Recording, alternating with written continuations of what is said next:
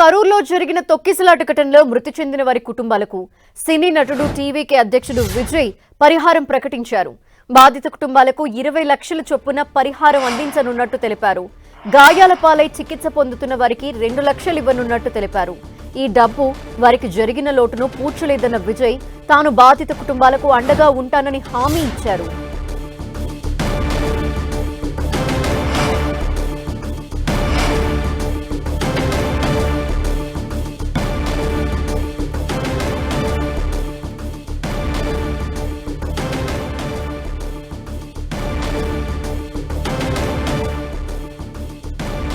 తమిళనాడు కరూర్లో జరిగిన తొక్కిసలాట ఘటనలో మృతి చెందిన వారి కుటుంబాలకు సినీ నటుడు టీవీకే పార్టీ అధ్యక్షుడు విజయ్ పరిహారాన్ని ప్రకటించారు. బాధిత కుటుంబాలకు 20 లక్షల చొప్పున పరిహారాన్ని అందించనున్నట్టు తెలిపారు. ఆయన గాయాల పాలై చికిత్స పొందుతున్న వారికి 2 లక్షలు ఇవ్వనున్నట్టు తెలిపారు. వారికి జరిగిన లోటును పూడ్చలేము అన్న విజయ్ తాను బాధిత కుటుంబాలకు అండగా ఉంటానంటూ హామీ ఇచ్చారు.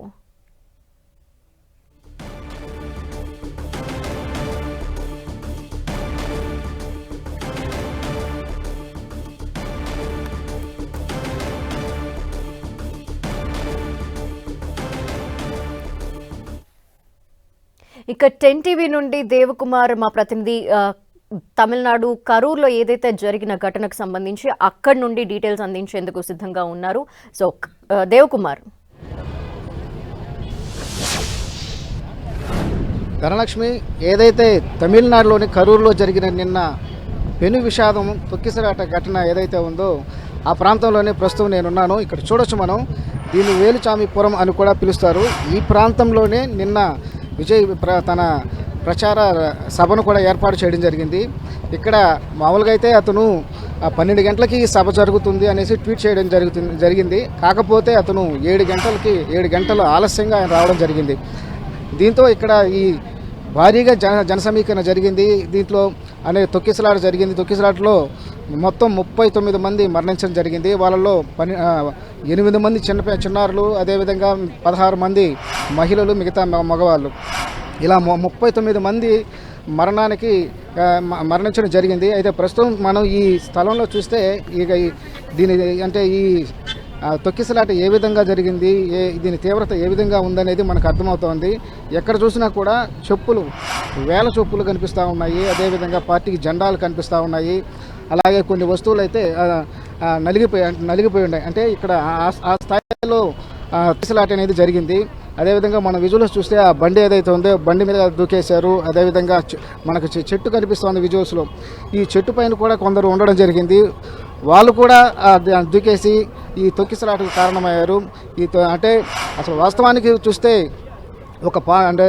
ఎప్పుడైతే విజయ్ తన ప్రచార సభను స్టార్ట్ చేసిన తర్వాత కొందరు ఒక పాప ఇక్కడ తప్పిపోవడం జరిగింది. ఆ పాప తప్పిపోయిందని ఆ విషయాన్ని విజయ్కి ఆయన అనుచరులు చెప్పడం జరిగింది. చెప్పిన తర్వాత ఆయన వెంటనే మీటింగ్లో నుంచే ఆ పాపను వెతకాలని చెప్పేసి, అదేవిధంగా హెల్ప్ చేయాలని పోలీసును కూడా కోరడం జరిగింది. అదేవిధంగా తన అనుచరులు కూడా చెప్పడం జరిగింది. ఈ వెతికే క్రమంలోనే ఈ అలజడి అనేది, అంటే పోలీసులు కావచ్చు, అదేవిధంగా వాళ్ళ అనుచరులు కావచ్చు, వెతికే క్రమంలోనే ఈ అలజడి అనేది మొదలైంది. దీంతో ఈ తొక్కిసలాట అనేది జరిగింది.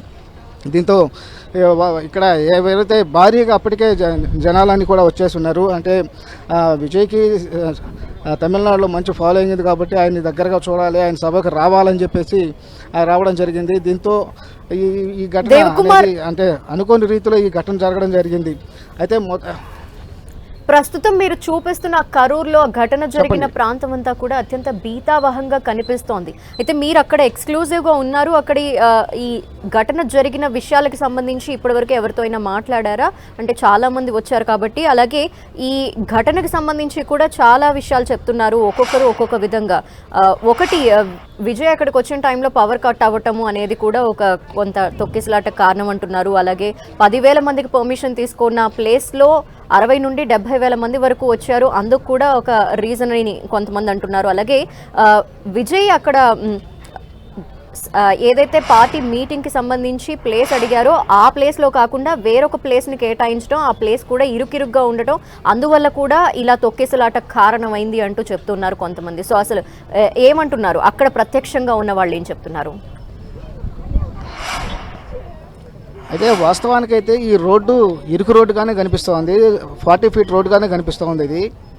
కాకపోతే టీవీకే పార్టీ వాళ్ళకి సంబంధించిన నాయకులు కావచ్చు, వాళ్ళ కార్యకర్తలు చెప్పడం ఏంటంటే అసలు మాకు ఈ స్థలం మేము అడగలేదు, వేరే దగ్గర అడిగితే మాకు పర్మిషన్ ఇక్కడ ఇచ్చారు, ఇదంతా మాకు రక్షణ కల్పించడంలో కూడా, వీళ్ళు భద్రత కల్పించడంలో కూడా ప్రభుత్వం విఫలమైంది, ప్రభుత్వం దీని వెనుక, ఈ ఘటన వెనుక ప్రభుత్వం కుట్ర ఉందని చెప్పేసి కూడా వాళ్ళు అంటే టీవీకే పార్టీ నాయకులు వాదన వినిపిస్తున్న పరిస్థితి అయితే మనకి ఇక్కడ కనిపిస్తూ ఉంది. అయితే ఒక పక్క పోలీసులు చూస్తే మాత్రం పోలీసులు కూడా వాళ్ళ వాదన వాళ్ళు వినిపిస్తున్నారు. ఇది కేవలం ఈ తొక్కిసలాట జరగడానికి కారణం విజయ్ ఆలస్యంగా రావడం వల్లే ఇది ఇలా జరిగింది.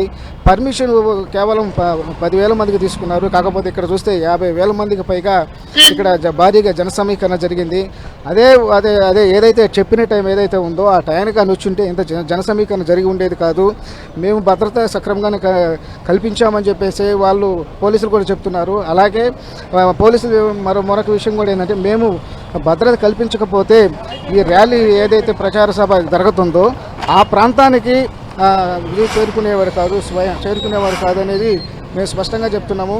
ఇదే విషయాన్ని విజయ్ స్టేజ్ మీద కూడా ఈ జనాలు చూసి సంతోషపడుతూ అతను ఈ జనాలు ఇక్కడికి నేను చేరుకోగలనా, పోలీసు భద్రత కల్పించకపోతే నేను చేరుకోగలనా అని కూడా ఆయన చెప్పాడని చెప్పేసి పోలీసులు చెప్తున్నారు. అయితే మొత్తానికైతే పోలీసులు ఒక రకంగా వాదన వినిపిస్తున్నారు, టీవీకే పార్టీ వాళ్ళు మరొక విధంగా వాదన వినిపిస్తున్నారు.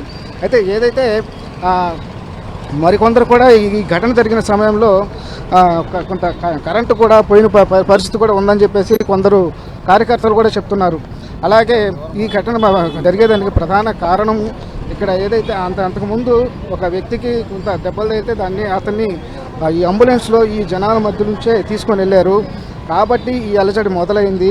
ఇలాంటి కావాలనే పోలీసులతో కలిసి ప్రభుత్వం కుట్ర పన్నుతోంది అని చెప్పేసి రకరకాల అయితే ప్రచారాలు అయితే జరుగుతూ ఉన్నాయి. ఏదైనా పోలీసు అంటే దీనిపైన ఇప్పటికే స్టాలిన్ రిటైర్డ్ జడ్జితో విచారణకు ఆదేశించారు.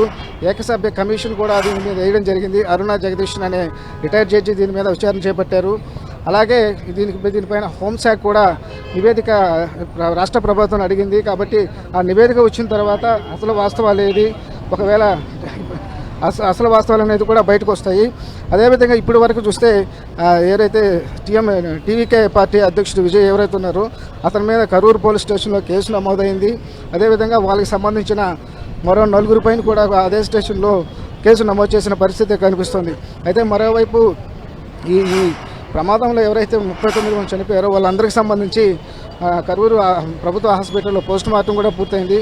వాళ్ళ డెడ్ బాడీస్ని వాళ్ళ కుటుంబ సభ్యులకు కూడా అప్పగించడం జరిగింది. అయితే మరోపక్క టీవీకే అధ్యక్షుడు విజయ్ కూడా ఎవరైతే చనిపోయారో వాళ్ళందరికీ కూడా పరిహారం కూడా ప్రకటించడం జరిగింది. చనిపోయిన వ్యక్తుల కుటుంబాలకు ఒక్కొక్కరికి 20 లక్షల చొప్పున పరిహారం ప్రకటించారు. అదేవిధంగా గాయాల పాలైన క్షతగాత్రులకు 2 లక్షల చొప్పున పరిహారం ఇస్తానన్నారు, ప్రకటించడం జరిగింది. మరోవైపు అయితే వాళ్ళకి జరిగిన అన్యాయాన్ని లోటుని తీర్చలేను కానీ ఆ కుటుంబాలకు అండగా ఉంటానని చెప్పి స్టాలిన్ అండగా ఉంటానని విజయ్ చెప్పడం కూడా జరిగింది. అయితే మరోవైపు ప్రభుత్వం కూడా ఏదైతే ఈ చనిపోయిన ఉన్నారో వాళ్ళకు మృతుల కుటుంబాలకు ఒక్కొక్కరికి 10 లక్షల చొప్పున పరిహారం ప్రకటించారు. అదేవిధంగా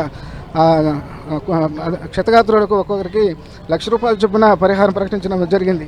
అయితే ఇప్పటికే అయితే అటు హాస్పిటల్ కావచ్చు, అదేవిధంగా ఈ ఘటన ఏదైతే జరిగింది ఆ ప్రాంతానికి అనేక పార్టీలకు సంబంధించిన నాయకులు కూడా వస్తున్నారు. వచ్చి ఇక్కడున్న ఈ ఘటన ఏ విధంగా జరిగింది దానికి సంబంధించిన వివరాలను కూడా సేకరిస్తున్నారు. ఇక్కడున్న వాస్తవ పరిస్థితిని కూడా పరిశీలిస్తున్నారు. ఇక్కడున్న స్థానికులను అడిగి కూడా వివరాలు తెలుసుకుంటున్న పరిస్థితి అయితే ఇక్కడ కనిపిస్తోంది. మొత్తానికైతే ఈ ఘటన జరగడం అనేది ఇది తమిళనాడు చరిత్రలోనే ఒక పెను విషాదంగా మిగిలిపోయే పరిస్థితి అయితే కనిపిస్తోంది. ధనలక్ష్మి. Thank you Devakumar.